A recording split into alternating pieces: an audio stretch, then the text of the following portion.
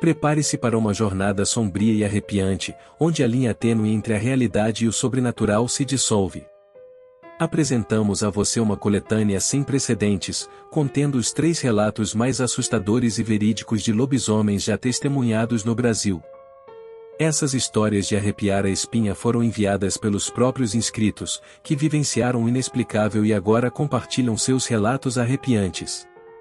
Adentre em noites sombrias, onde o uivar inquietante de uma criatura desconhecida rompe o silêncio, e leva o medo e o pavor neste país, que é campeão em avistamentos de lobisomens. Preparado para confrontar seus medos mais profundos? Essa coletânea de relatos reais de lobisomens testemunhados no Brasil desafiará sua coragem e despertará sua curiosidade inquietante. Abrace a escuridão, mergulhe no desconhecido e descubra até onde você está disposto a ir para desvendar os segredos ocultos na noite. Mas lembre-se, uma vez que você adentre esse território sombrio, não há mais volta. Então, sejam muito bem-vindos ao canal Escuridão Macabra, onde você encontra os vídeos mais aterrorizantes do YouTube. Aqui você tem vídeos novos todos os dias. Se inscreva no canal e faça parte da família que mais cresce no Brasil. Primeiro relato de hoje. Derrotamos o lobisomem. Jequié, na Bahia, está em estado de alerta total. O que antes parecia ser apenas uma lenda urbana se tornou, realidade. Um lobisomem está à solta nas ruas da cidade.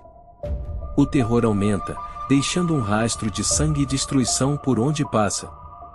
As pessoas não se sentem mais seguras em suas próprias casas, temendo o momento em que o lobisomem possa aparecer. As ruas ficam desertas ao anoitecer, com medo de que o monstro esteja rondando por perto. Mas a coragem de alguns é maior que o medo. Um grupo de homens humildes decidem caçar o lobisomem e colocar um fim em seu reinado de terror. Armas foram preparadas, armadilhas foram montadas e uma batalha sangrenta estava prestes a acontecer. Esta batalha final vai deixar a todos vocês apreensivos e ansiosos por um desfecho feliz, mas será que essa criatura brutal vai deixar ser capturada? Estão preparados para mergulhar nesta história impressionante? Deixo aqui registrado o meu agradecimento a esta história que recebemos, de nosso novo inscrito, vamos chamá-lo de Mário Sérgio. A pedido dele, para sua segurança e de seus entes queridos, não diremos os nomes verdadeiros. Agora fiquem com um relato assustador, que vai mexer com seus nervos e te arrepiar por inteiro. Estava uma noite fria de julho de 1986 em Jequié, na Bahia, com apenas 11 graus de temperatura à noite. Eu, Mário Sérgio, tinha na época 15 anos de idade e estava nas minhas férias escolares. Sempre que eu podia, corria para o sítio do meu avô Gilberto, que ficava a 53 quilômetros de distância da minha cidade. Eu morava em Ibirataia com meus pais e minha irmã Alessandra, que é 4 anos mais velha que eu. Eu gostava muito de ir para lá, porque amava andar de cavalo pelo meio do mato. Os 3 cachorros do meu avô me adoravam, e para onde eu ia, eles iam atrás. Gostava também de toda manhã tirar leite de vaca e tomar na caneca, ainda quentinho. Meu vô sempre deixava eu dar uns tirinhos também. Meu tio Pedrinho já tinha me dito que havia na região uma onça parda e que ela já tinha matado um boi adulto, uma vaca e alguns porcos nos sítios na região. Por causa disso, eu não poderia me afastar muito do sítio e durante a noite, não era para sair de casa de jeito algum. Eu sempre gostei de bicho desde pequeno, eu adorava estudar sobre os animais da África e aqui do Brasil também. Os que eu mais amava eram os felinos tipo leão, tigre, onça pintada, onça parda, jaguatirica, enfim, esses felinos me fascinavam. Quando meu tio me disse todo o estrago que aquele animal tinha feito na região, eu achei que não poderia ter sido uma onça parda não. Esse bicho não mata só por matar, ele só caça e mata, para se alimentar, ou seja, a não ser que fosse uma família inteira de onça parda, 1 ou 2 animais desses, jamais fariam um estrago tão grande. De início eu não acreditei, mas como meu tio Pedrinho era um cara muito sério, tinha que acreditar nele. Foi numa sexta-feira, por volta das 6 horas da tarde, meu tio Pedrinho chegou na casa do meu avô Gilberto, com sua caminhonete vermelha. Quando eu vi que era ele, fui de encontro. Na mesma hora, eu vi ele descendo do carro com uma espingarda novinha nas mãos. Tinha também uma mochila pendurada em um dos ombros, que parecia estar muito pesada.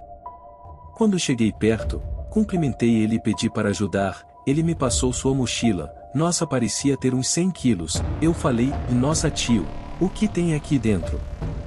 Parece que tem pedra. E nós dois rimos. Ele respondeu que tinha balas para suas armas, que não era para eu mexer. Eu falei: nossa, se tem só balas aqui, então dá para começar uma guerra, tio. Mais ou menos, disse ele. Meu tio parecia muito preocupado, e quando entrou, chamou meu pai e meu avô para conversar. Lá na cozinha, não deixaram eu participar. Fiquei cabreiro, pois o que eles tinham que conversar que eu não podia participar. Umas 2 horas depois, meu tio me chamou para sair com ele. Na mesma hora aceitei e fomos em direção à cidade. Eu não sabia para onde ele queria ir, mas como eu gostava de andar de carro com ele, fui mesmo assim. Como essa estrada é muito ruim, meu tio tinha que ir devagar. A noite foi caindo e alguns quilômetros à frente, vimos uma movimentação estranha na estrada. Tinha 2 carros parados com a luz acesa e 3 homens armados que pareciam estar muito nervosos. Meu tio parou a caminhonete, pegou seu revólver, no porta-luvas e pediu para eu ficar no carro. Falou para eu não descer até ele falar que podia. Depois de alguns minutos ele deu sinal para eu descer. Quando cheguei perto deles, eu fiquei apavorado, pois tinha uma porca bem grande deitada morta na beira da estrada. Ela estava com uma perna arrancada e com a barriga aberta e a garganta destroçada. A cabeça dela estava presa ao corpo só por um pedaço do couro. Meu tio conversava com aqueles homens e eles falavam que era uma onça parda que estava ali na região, que passou na propriedade deles e fez um estrago grande. Eu tinha quase certeza que não era, mas não falei nada. Alguns metros à frente eles encontraram pelos longos escuros enroscados numa cerca de arame farpada. Mas onça parda não tinha pelos como aquele. Entramos no carro e seguimos em frente. Meu tio passou em um mercado na cidade, comprou algumas coisas, mas o que eu achei muito estranho, foi ele comprar uns 10 quilos de carne. A gente não ia fazer nada naquela noite, muito menos no dia seguinte. Quando chegamos na caminhonete, perguntei o porquê de tanta carne, se ia ter festa no sítio. Ele falou que não, que toda aquela carne era para fazer uma armadilha para a onça parda. Meu tio estava muito ansioso, mas para distrair ligou o rádio do carro, colocou numa estação local e fomos embora escutando moda de viola. Quando chegamos no sítio, já se passava das 8 horas. Meu tio não deixou nem eu descer para abrir a porteira do sítio ou fechar, falou que era muito perigoso. Eu, com a minha idade na época, não tinha noção do que realmente estava acontecendo, mas sabia que algo estranho poderia acontecer a qualquer momento, pois os ânimos estavam exaltados em todos na casa do meu avô Gilberto. Quando chegamos, antes de eu descer, meu tio desceu da caminhonete, acendeu a lanterna em uma das mãos e na outra, sacou seu revólver, era um 38 que brilhava mais que a lua. Ele revisou toda a área em volta da casa, e quando não havia mais sinal de perigo, ele mandou eu descer e trazer a carne que estava atrás da caminhonete. Assim que entramos em casa, os cães começaram a latir e uivar. Meu avô achou muito estranho, pois eles nunca haviam feito isso. Meu tio pegou a espingarda, meu pai a outra e meu avô pegou o revólver, abriram a porta da cozinha, saíram para uma área coberta que tem na frente da casa e pediram para eu ficar dentro da casa com minha mãe e minha avó. Fiquei muito triste, pois eu achava que já tinha idade suficiente para acompanhar eles. Minha avó ficou com dó de mim, e deu um revólver dela para eu empunhar. Era um 22 que estava muito bem conservado. Ela falou para eu ficar na janela vigiando, e que se eu visse algo estranho se aproximando, que eu podia atirar. Peguei o revólver, me enchi de coragem e fiquei de prontidão na janela. Enquanto isso, eles estavam calados, com suas armas e lanternas tentando enxergar algo. Eu via as expressões no rosto deles lá fora, eles estavam muito preocupados, parecia que algo muito grave estava prestes a acontecer. De repente, os cachorros começaram a latir sem parar, como se algum estranho estivesse bem próximo. Eles correram em direção ao galinheiro latindo sem parar. Quando chegaram próximo, se ouviu um ganido alto e somente 2 deles voltaram correndo com o rabo entre as pernas. Meu tio subiu no cavalo com sua arma, meu avô e meu pai foram ao lado do cavalo, iluminando tudo. Todos estavam muito apreensivos e prontos para atirar em qualquer coisa que aparecesse. De repente eu ouvi 2 tiros, era da espingarda do meu tio. Na mesma hora, ouvi o meu pai falando: "Corre, Pedrinho." Ele correu por ali e meu pai e meu avô vieram correndo de volta para casa, enquanto meu tio correu com seu cavalo atrás da criatura. Até então todos tinham certeza de que realmente era uma onça parda, menos eu. Meu avô falou que o bicho tinha uns 2 metros de comprimento e tinha os pelos escuros, e a traseira alta. Eu não aguentei e falei tudo o que eu pensava. Pela primeira vez, eu vi todos atentos, prestando atenção em tudo o que eu falava. Quando terminei, meu pai falou que não fazia sentido, que se não era onça, que bicho seria então? Eu, na mesma hora falei: "Ué, pode ser um lobisomem." Todos riram, menos o meu avô que ficou calado e pensativo. Meu pai perguntou para ele: "Por que o senhor ficou calado, pai?" Ele falou: "Tem sentido o que o Mário falou." "Por que, pai?" Disse o meu pai. Há muito tempo atrás, aqui na cidade houve alguns casos de pessoas que diziam ter visto lobisomem na região, mas como nunca ninguém conseguiu provar, estas histórias morreram, conforme o tempo foi passando. "Parem para pensar", disse o meu avô. "Que animal seria capaz de caçar a matar tantos animais ao mesmo tempo e não comer? Outra coisa, aqueles pelos escuros que vocês disseram ter visto próximo dos ataques, só pode ser lobisomem, meu Deus." O Pedrinho corre muito perigo. Ele correu para fora da casa e gritou pelo filho. "Pedrinho, volta, isso é lobisomem, volta pelo amor de Deus." Nessa mesma hora todos ouvimos um uivado alto e aterrorizante. Não demorou muito e meu tio apareceu correndo a pé, desesperado. Ele estava com apenas uma das botas, com sua camisa rasgada e respingos de sangue pelo corpo. Quando ele chegou, mal conseguia falar. Minha avó foi buscar água para ele. Foi então que meu tio se recuperou e começou a contar a história. Eu estava correndo com meu cavalo pela mata atrás do lobisomem, quando de repente um bicho grande e aterrorizante surgiu do nada na frente do meu cavalo. Meu cavalo empinou, e eu caí de costas no chão. Quando olhei para cima eu vi. Gritou ele. "Viu o quê?" "Menino", disse o meu avô. "Fala logo, filho." "Pai, quando eu vi não acreditei, mas tenho certeza de era um lobisomem, ele era muito grande e aterrorizante, pai, eu achei que ia morrer." Na hora que olhou para mim, com seus olhos vermelhos, que pareciam um rubi, nessa hora achei que ia morrer, mas meu cavalo se levantou e ficou entre eu e ele atacou meu cavalo brutalmente, suas presas rasgavam ele como se sua pele fosse um papel. Enquanto ele matava o animal, eu comecei a correr sem parar e sem olhar para trás. "Corri muito mesmo, pai", disse meu tio Pedrinho. "Agora vê se acalme", disse meu pai ao seu irmão. "Aqui dentro estamos todos a salvos." Já se passava das 4 horas da manhã e ninguém havia conseguido dormir. Meu pai e meu tio ficaram a noite toda na cozinha conversando, enquanto meu avô e minha avó tinham acabado de conseguir pegar no sono. O susto que levei naquela noite não foi pouco, a minha barriga até doía de tanto medo e tensão que fiquei. Amanheceu, e meu pai e meu tio na cozinha. Não demorou muito e meu avô já se levantou. Eles conversaram bastante e combinaram o que fariam se a criatura voltasse na noite seguinte. Ficaram o dia todo planejando. Já fazia mais de 36 horas e meu pai e meu tio Pedrinho ainda estavam acordados. Eles estavam determinados em capturar e matar aquela criatura na noite seguinte. Tanto que ligaram para alguns conhecidos da região contando o que aconteceu. A notícia logo se espalhou e na noite seguinte havia mais de 30 homens armados e preparados para caçar aquela criatura.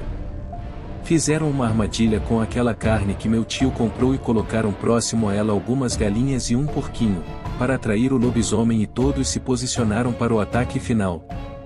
Na noite seguinte, por volta das 11 horas da noite, os cachorros começaram a latir novamente e não demorou muito para o lobisomem entrar no celeiro em busca daqueles animais. Assim que ele entrou, os homens fecharam as portas. A criatura havia percebido que estava presa e começou a uivar sem parar.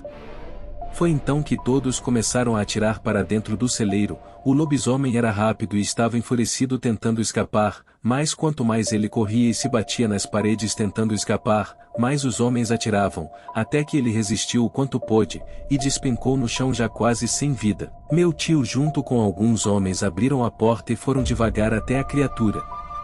Ela já estava respirando com muita dificuldade, ela estava com suas presas à mostra e olhando com dificuldade para eles, até que meu tio sacou a arma e deu 2 tiros certeiros na cabeça da fera. Nesse momento ela morreu e todos comemoraram. Esse lobisomem não havia matado nenhum ser humano, mas havia dado muito prejuízo a todos. Meu avô chamou a polícia que em torno de 1 hora após, chegaram no sítio. Ficaram impressionados com a história e recolheram o corpo do lobisomem. Depois dessa noite, a cidade de Jequié nunca foi mais a mesma e a minha família começou a prestar mais atenção no que eu falava, pois desde o início eu sabia que a criatura não era uma onça parda e sim um lobisomem. E assim termina mais essa história de terror do canal Escuridão Macabra. Segundo o relato de hoje. Lobisomem avistado no Ceará. Prepare-se para adentrar nas sombras mais obscuras de Aracati. Uma cidade mergulhada no terror, onde o medo se enraizou nas almas dos seus habitantes. A cada noite, enquanto a lua cheia ilumina o céu, uma criatura assombrosa emerge das trevas, trazendo consigo o pavor e o arrepio na espinha. Seus uivos ecoam sinistramente pelas ruas desertas, enquanto olhos brilhantes espreitam das sombras. Os corações aceleram, os passos apressam, e as janelas se fecham hermeticamente, tentando evitar um encontro com o desconhecido. Pois, nessa cidade amaldiçoada, um lobisomem aterroriza a mente de cada morador. Marcelo, um motorista de van escolar, enfrenta a angústia a cada manhã, quando pedala pelo caminho que beira uma mata nativa sombria e terrenos baldios abandonados. Mas será que Marcelo conseguirá escapar das garras do lobisomem em seu trajeto matinal? Ou será ele o próximo a sentir o hálito fétido da criatura em seu pescoço? Acompanhe essa história de suspense e coragem, onde a luta contra o desconhecido se mescla com o desejo de sobreviver em meio à escuridão assustadora. Havia uma família chamada Martins, composta pelo Sr. Marcelo, a Sra. Juliette e seus 2 filhos, Pedro e Ana. Por 12 anos, eles moraram na Baixada Fluminense, no Rio de Janeiro. No entanto, a vida na cidade grande estava se tornando cada vez mais difícil para eles, devido às dificuldades financeiras que enfrentavam. O Marcelo trabalhava como motorista de ônibus e a Juliette era professora, mas mesmo com seus esforços, era difícil sustentar a família e manter um bom padrão de vida. O aluguel, as contas e as despesas cotidianas pesavam cada vez mais em seus ombros. Certa noite, reunidos em torno da mesa da pequena cozinha, os Martins tomaram uma decisão importante. Eles decidiram voltar para sua cidade natal, Aracati, no interior do estado do Ceará. Embora isso significasse deixar para trás o conforto e a familiaridade da Baixada Fluminense, eles acreditavam que seria uma oportunidade para recomeçar e buscar uma vida mais tranquila e sustentável. Assim, os Martins embarcaram em uma jornada de volta para casa.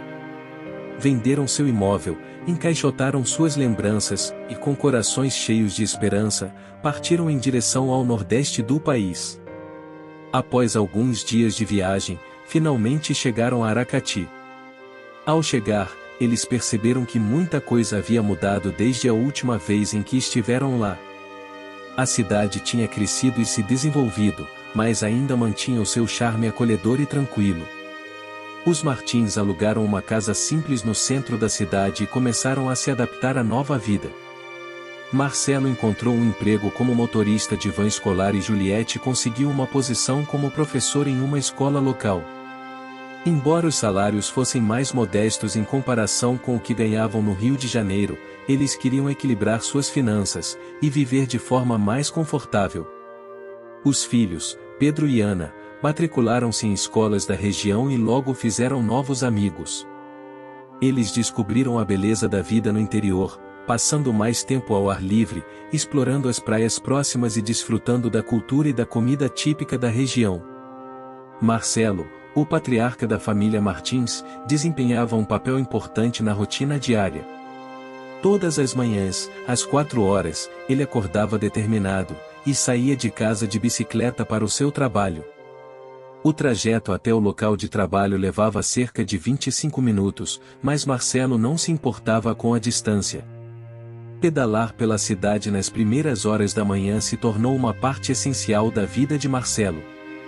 Ele apreciava a sensação do ar fresco batendo em seu rosto enquanto percorria as ruas tranquilas de Aracati. A cidade ainda estava adormecida, e o único som que ele ouvia era o suave sussurro das ondas do mar distante. A bicicleta se tornou sua fiel companheira de jornada. Com ela, ele podia apreciar a paisagem local, observando as casas coloridas e os jardins bem cuidados ao longo do caminho. Passava por praças onde as pessoas praticavam exercícios matinais e cumprimentava os poucos transeuntes que cruzavam seu caminho. Após 25 minutos de pedalada, Marcelo chegava ao seu destino, a garagem onde ficava em torno de umas 12 vans escolares. Ele era apaixonado por dirigir e a rotina diária para ele era muito tranquila, pois fazia o que gostava. A criançada o chamava de tio Marcelo. A rotina de trabalho de Marcelo era desafiadora, mas ele encontrava satisfação em cada criança que entregava e buscava. Ele sabia que estava fazendo uma contribuição valiosa para a comunidade, promovendo um transporte rápido e seguro. No final do dia, após um dia de trabalho árduo, Marcelo voltava para casa pedalando pela mesma rota que havia percorrido pela manhã. Ele aproveitava esse tempo para refletir sobre o dia, apreciando novamente a beleza da cidade e deixando para trás as preocupações e o cansaço.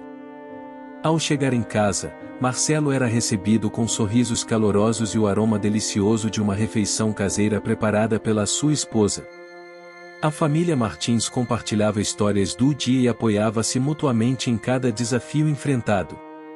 Todo dia era a mesma coisa, Marcelo pegava a sua bicicleta e pedalava, curtindo a paisagem, mas no meio do trajeto, havia uma rua deserta que sempre causava arrepios em Marcelo. A rua era cercada por uma mata nativa de um lado e terrenos baldios do outro.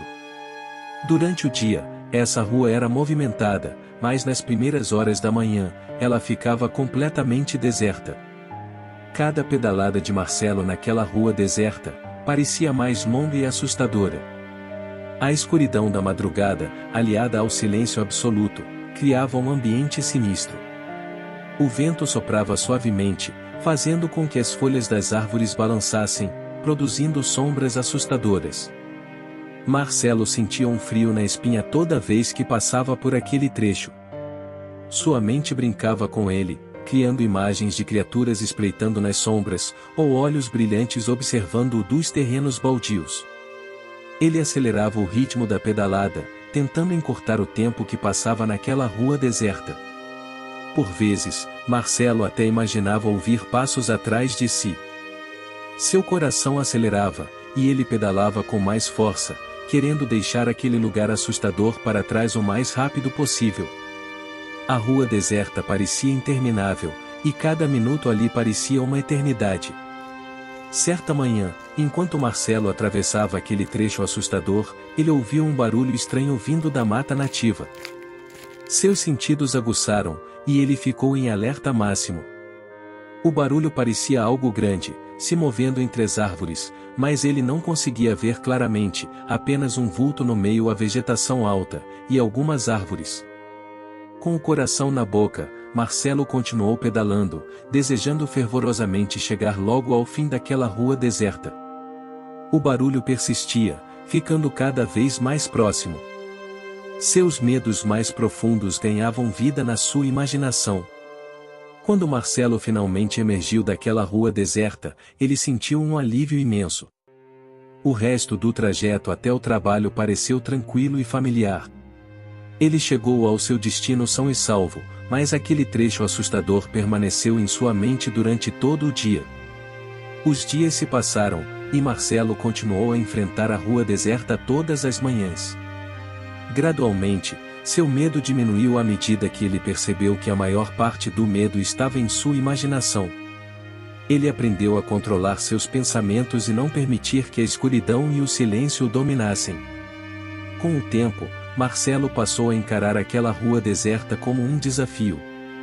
Ele transformou seu medo em coragem e determinação. Cada pedalada matinal tornou-se uma prova da sua coragem e superação. A semana seguinte trouxe consigo um boato perturbador que começou a se espalhar pela cidade. Dizia-se que um animal enorme estava transitando pelas ruas da cidade, durante a noite. Ninguém conseguia identificar exatamente o que era, mas a simples menção desse fato foi o suficiente para instaurar o pânico entre os moradores de Aracati. Marcelo, em particular, ficou ainda mais apreensivo com a situação. Agora, além do medo da rua deserta pela manhã, ele também tinha que lidar com a possibilidade de encontrar aquele misterioso animal, em seu caminho para o trabalho. Os relatos sobre avistamentos e encontros assustadores se multiplicaram, alimentando ainda mais sua ansiedade. Nas noites de lua cheia, o pavor tomava conta dos habitantes da cidade. Uivos grossos e longos ecoavam por todos os cantos, aumentando o clima de tensão e mistério. As pessoas trancavam suas casas e evitavam sair durante a noite, temendo se deparar com a criatura desconhecida. Marcelo não conseguia tirar esses pensamentos de sua mente. Cada pedalada matinal se tornava uma batalha contra o medo que o dominava. Ele estava determinado a chegar ao trabalho são e salvo, mas seus músculos estavam tensos e seus sentidos aguçados a cada sombra que cruzava seu caminho. Um dia, enquanto pedalava em direção ao trabalho, Marcelo avistou uma movimentação estranha na rua deserta. Seu coração acelerou, e ele prendeu a respiração. Seria o tal animal que todos comentavam? A curiosidade e o medo se misturaram dentro dele. Com cautela, Marcelo se aproximou do local onde a movimentação acontecia. Para sua surpresa, ele viu um grupo de biólogos e pesquisadores armados com câmeras e equipamentos. Eles estavam montando uma espécie de acampamento improvisado e pareciam extremamente animados. Curioso, Marcelo se aproximou de um dos pesquisadores e perguntou o que estava acontecendo. O homem explicou que havia indícios de uma criatura desconhecida habitando a região e que estavam em uma expedição para tentar documentá-la e entender sua origem. Marcelo sentiu uma mistura de alívio e fascínio. Aquele medo que o consumia todos os dias finalmente começava a se dissipar. Ele percebeu que o desconhecido nem sempre é motivo de pavor, mas também pode despertar a curiosidade e a busca por respostas. Nos dias seguintes, Marcelo acompanhou o trabalho dos pesquisadores de perto. Eles instalaram câmeras de vigilância e capturaram imagens intrigantes da criatura, que parecia ser uma espécie rara de lobo-guará, até então desconhecida na região. Marcelo, perplexo, observava as imagens capturadas pelas câmeras de vigilância. O que parecia ser uma espécie rara de lobo-guará, na verdade revelava-se algo muito mais assustador, pois era um lobisomem. A descoberta lançou a cidade de Aracati em um novo estado de pânico e apreensão. A notícia se espalhou rapidamente, e os habitantes agora viviam com medo constante do animal misterioso. A possibilidade de encontrá-lo à noite e ser vítima de um ataque atormentava a mente de todos. O clima de tensão e desconfiança pairava no ar. Marcelo sentia um misto de curiosidade e temor. Ele se questionava sobre a existência de criaturas sobrenaturais e se as lendas sobre lobisomens poderiam ser reais. No entanto, seu medo não desaparecia, e ele se preocupava ainda mais com a segurança das crianças que transportava em sua van escolar. A cada noite de lua cheia, o pavor aumentava. Uivos grotescos ecoavam pelos arredores da cidade, lembrando a todos da presença ameaçadora do lobisomem. As ruas ficavam vazias, as pessoas se trancavam em suas casas e vigiavam atentamente qualquer movimento suspeito. As autoridades locais tomaram medidas de segurança adicionais. Patrulhas noturnas foram intensificadas, toques de recolher foram implementados e conselhos de precaução foram divulgados amplamente. A cidade estava em alerta máximo, mas ninguém sabia ao certo como lidar com uma criatura tão temida. Em uma manhã nublada e com muito nevoeiro, Marcelo estava pedalando em direção ao trabalho pela temida rua deserta. O medo ainda o acompanhava, mas ele se mantinha determinado a enfrentar seus receios. No entanto, de repente, diante de seus olhos aterrorizados, o lobisomem surgiu à sua frente. A criatura era assustadora, com seu pelo acinzentado, olhos negros penetrantes e garras afiadas. Marcelo sentiu suas pernas travarem de pavor, impedindo-o de fugir rapidamente. Parecia que o destino havia conspirado contra ele naquele momento. Contudo, a sorte estava ao seu lado naquele instante. Um carro que passava pela rua deserta percebeu a situação de perigo em que Marcelo se encontrava.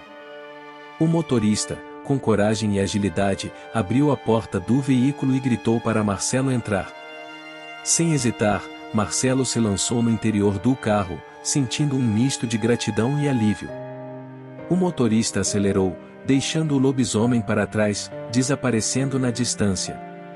A respiração ofegante de Marcelo revelava a intensidade do susto que acabara de enfrentar.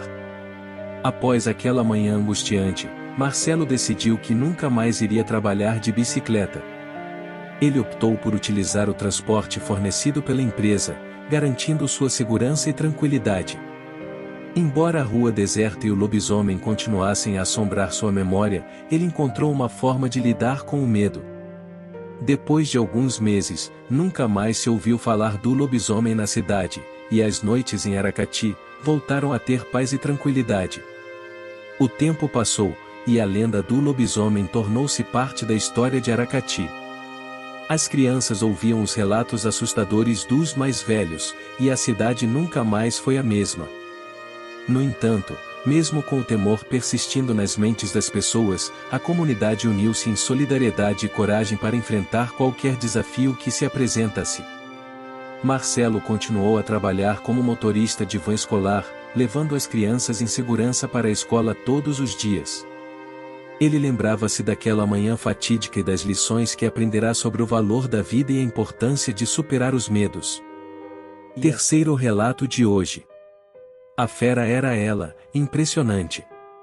No vídeo de hoje, descubra a história intrigante de uma família corajosa e uma cidade assombrada pelo desconhecido. Quando o luar revela uma criatura sinistra, a pacata São Luís do Paraitinga mergulha em um pesadelo sombrio. Animais desaparecem, uivos arrepiantes ecoam pela noite e o medo se espalha. Em meio a esse cenário de suspense, uma família luta para proteger seus filhos enquanto a cidade clama por uma solução. Prepare-se para uma trama de suspense, coragem e esperança que desafiará seus limites emocionais e mostrará que, mesmo nas trevas, a luz da união pode vencer. Assista até o final, e mergulhe nessa história arrepiante, com um final surpreendente. Em 1978, na pitoresca cidade de São Luís do Paraitinga, localizada no interior de São Paulo, morava a família Lima. Essa família era composta por um casal amoroso e seus 3 filhos adoráveis. O marido, chamado Pedro, possuía um pequeno comércio no centro da cidade, onde vendia produtos artesanais. Sua esposa, Ana, trabalhava com turismo e tinha o dom de contar histórias fascinantes sobre a região. A família vivia em uma casa pequena mais aconchegante, próxima ao centro da cidade. Todos os dias, Pedro acordava cedo para cuidar de seu comércio, enquanto Ana preparava o café da manhã para os filhos e organizava a casa. Os filhos, João, Maria e Lucas, eram crianças muito ativas e cheias de curiosidade sobre o mundo ao seu redor. São Luís do Paraitinga era conhecida por sua rica cultura e tradições. A cidade era famosa por suas festas populares, como o Carnaval de Marchinhas e a Festa do Divino. Pedro e Ana sempre incentivaram seus filhos a participarem dessas celebrações, pois acreditavam que era importante manter viva a cultura local. Enquanto isso, Ana estava prestes a dar à luz ao quarto filho da família. A gravidez trouxe muita emoção e expectativa para todos. Pedro e os filhos estavam ansiosos para conhecer o novo membro da família e ajudavam Ana em tudo o que precisava.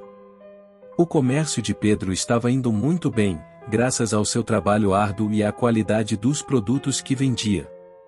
Ele se sentia grato por ter a oportunidade de sustentar sua família e proporcionar uma vida confortável para todos. No dia em que Ana entrou em trabalho de parto, a família estava cheia de felicidade e nervosismo. Pedro levou Ana ao hospital enquanto os avós cuidavam das crianças em casa. O nascimento do bebê foi um momento emocionante e todos estavam radiantes com a chegada do novo integrante da família. Quando Pedro e Ana voltaram para casa com o bebê, foram recebidos com muita alegria pelos filhos. João, Maria e Lucas estavam encantados com o irmãozinho Mateus, e prometeram cuidar dele com todo o carinho do mundo. Diante de toda a correria diária da família, Pedro e Ana perceberam que precisavam de um apoio extra, para cuidar dos filhos e ajudar nas tarefas domésticas. Foi então que surgiu a ideia de contratar uma babá. Coincidentemente, a funcionária de Pedro indicou uma senhora chamada Dona Lúcia, uma solteirona, que havia nascido e vivido a vida toda, na cidade de São Luís do Paraitinga. Dona Lúcia, com seus quase 55 anos, era uma mulher amorosa e cheia de histórias para contar. Ela aceitou prontamente a proposta de trabalhar como babá para das crianças, e logo se tornou parte integrante da família. Sua presença trazia tranquilidade aos pais, sabendo que seus filhos estavam bem cuidados. Dona Lúcia tinha uma conexão especial com as crianças. Ela era paciente, carinhosa e sempre tinha uma atividade divertida planejada para eles. A cada tarde, ela levava João, Maria, Lucas e o recém-chegado Mateus, para explorar os encantos da cidade. Passeavam pelos parques, visitavam o rio que cortava a cidade e até mesmo faziam piqueniques em meio à natureza exuberante. Lucinha, como era chamada, não era uma solteirona à toa. Ela carregava consigo um segredo assustador que nem mesmo a sua família sabia. Ela sempre foi uma mulher muito reservada, nunca quis saber de arrumar um namorado ou marido. Normalmente ela se recolhia cedo e se trancava dentro da sua casa, que ficava próximo à área rural da cidade. A família também se beneficiava da presença de Dona Lúcia em casa. Ela ajudava Ana nas tarefas domésticas, garantindo que tudo estivesse organizado e em ordem. Pedro, por sua vez, estava grato por ter alguém de confiança cuidando de seus tesouros mais preciosos enquanto ele se dedicava ao comércio. Com o tempo, Dona Lúcia se tornou uma figura indispensável na vida da família. Ela compartilhava suas experiências de vida, transmitia valores e ensinamentos às crianças, que a admiravam profundamente. Seus conhecimentos sobre a história e cultura local enriqueciam as conversas à mesa de jantar, tornando as refeições momentos ainda mais especiais. Em algumas noites, especialmente durante a lua cheia, uma atmosfera sombria tomava conta da pacata cidade de São Luís do Paraitinga. Um ar de mistério e inquietação pairava pelos bairros, deixando os moradores em estado de alerta. Uivos arrepiantes ecoavam pela noite, causando calafrios na espinha de quem os ouvia.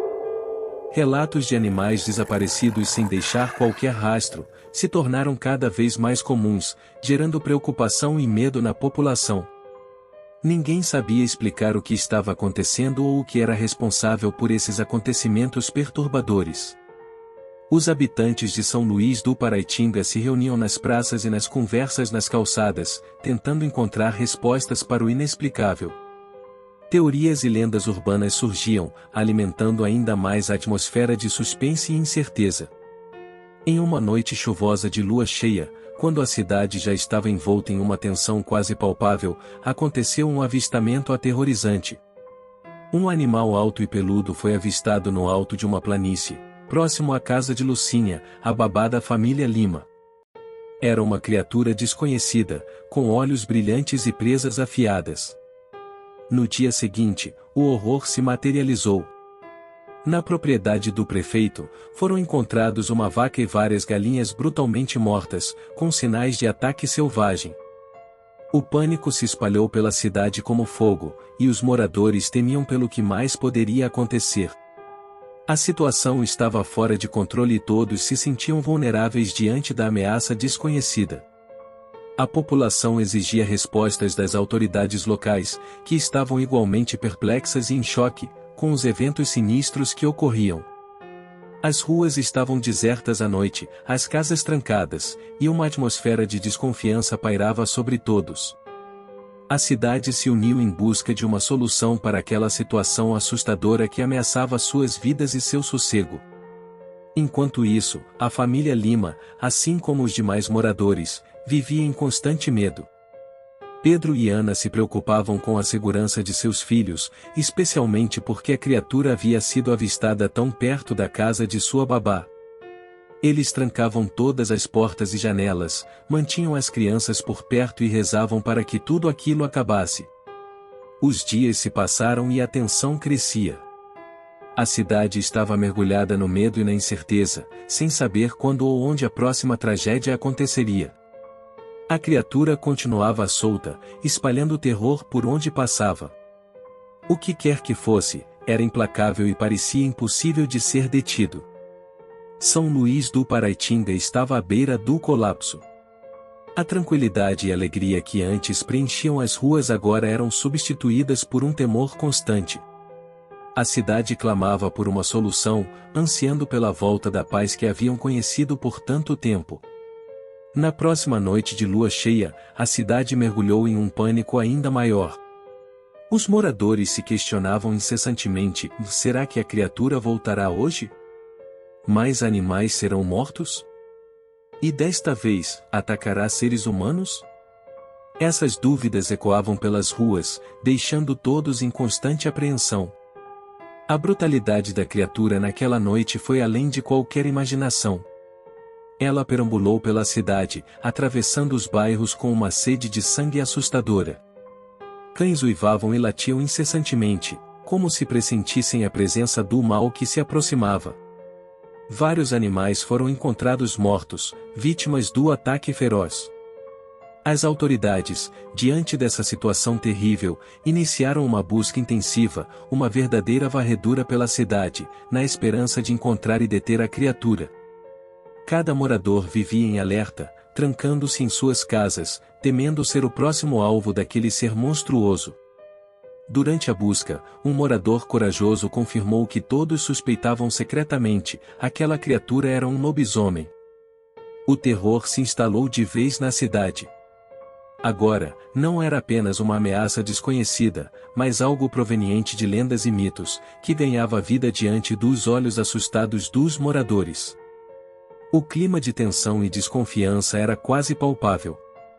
A cada noite de lua cheia, a cidade se transformava em um lugar tomado pelo medo.